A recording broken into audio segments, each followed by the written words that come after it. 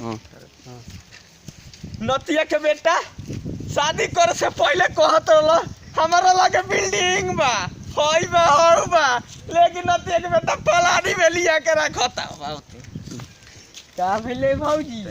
काहे चिल्लात बारी एता ना अरे देखो ना भोरवा कह के लिए आइलो कि बिल्डिंग में रखे वाली है के पलानी में रखा तो चियोतिया पर साथ में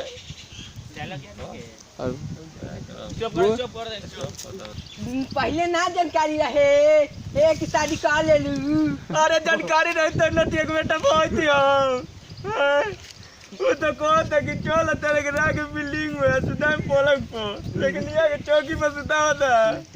वो दे देले बा तो तार बाप मत आई देले बा का तारा देखो पर देले बा ना का होले का बहन छ दो एक भारी हुआ का है बहुआ मार चाहिए नहीं रे बहन छ दो ये तो सब बहन छ दो इतना सब बड़ा देले बानी इना बहन छ डोले वाली चीज चल चाट दे आई बहन छ नहीं दे तो ये हां सुना तेरा तो नोकिया रे बेटी तेरा फटिया पर सुटेली हम फटिया त नीचे सुटेली बोले नहीं तो मारेली ए तो इतना सा माहौल में लोटी ए बुझा दे के हेटो तो फंसो भाई हेटो भाई हमें सब पूरा करता तो एकरे पर रहम से भाग भर हुआ